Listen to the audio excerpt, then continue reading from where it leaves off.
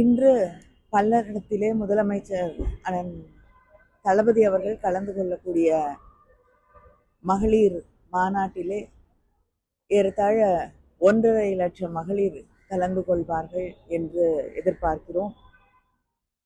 வரக்கூடிய மகளிர் பாதுகாப்பாக வந்து செல்வதற்காக அவர்கள் மாலை மதியம் கிளம்பி நிகழ்ச்சிக்கு வந்துவிட்டு இரவு முடிவதற்குள் வீட்டுக்கு சென்று அவர்கள் பத்திரமாக செல்ல வேண்டும் என்ற காரணத்திற்காக முதலமைச்சர் அவர்கள் மாநாட்டை விரைவிலேயே முடித்துக் கொள்ள வேண்டும் என்று பணித்திருக்கிறார்கள்.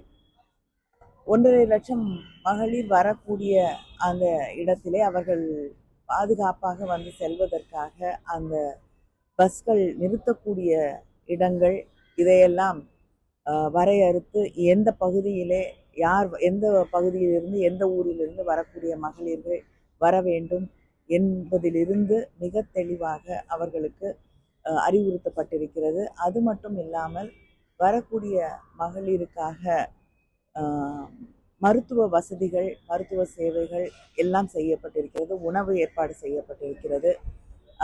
போதிய தண்ணீர் ஏற்பாடு செய்யப்பட்டிருக்கிறது. எல்லா வசதிகளும் அவர்களுக்கு வந்து செல்லக்கூடிய வகையிலே அவர்கள் பாதுகாப்பாக வந்து பத்திரமாக வீடு போய் செல்லக்கூடிய வகையிலே எல்லா ஏற்பாடுகளும் செய்யப்பட்டிருக்கிறது.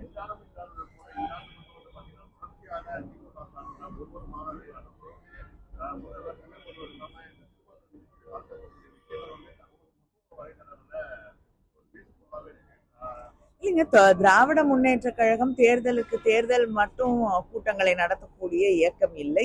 மக்களை சந்திக்கக்கூடிய தலைவர்கள் திராவிட முன்னேற்ற கழகத்தை தேர்தல் நேரத்திலே மட்டும் வந்து மக்களை சந்திக்கக்கூடிய தலைவர்கள் கிடையாது. முதலமைச்சர்ல இருந்து எடுத்துக்கிட்டீங்கன்னா தொடர்ந்து நிகழ்ச்சிகளை நடத்தக்கூடிய கூட்டங்களை நடத்தக்கூடிய இயக்கம் தான் திராவிட முன்னேற்ற கழகம். தொடர்ந்து மக்களை சந்திக்கக்கூடிய இயக்கம் திராவிட முன்னேற்ற கழகம். அதனால இந்த தேர்தல் நேரத்துல எல்லா இயக்கங்களும் மாநாடுகள் நடத்துவது அப்படிங்கிறது வந்து ஒரு வழக்கமான ஒன்றுதான்.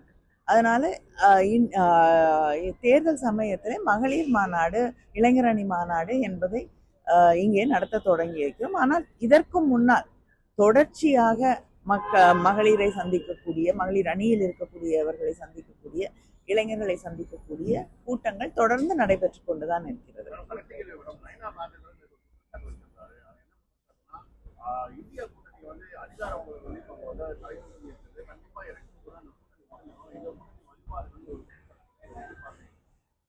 அவருடைய ஆர்வங்களுக்கெல்லாம் நான் இல்லைன்னா ஆசைகளுக்கெல்லாம் நான் பதில் சொல்ல முடியாது. அவர் கனவு காணட்டும், தப்பு இல்லை, கனவு கண்டு கொண்டே இருக்கட்டும். நிச்சயமாக பிஜேபிக்கு தமிழ்நாட்டில் இடம் இல்லைங்கிறத மாத்திரம் அவர் புரிந்து கொள்ள வேண்டும்.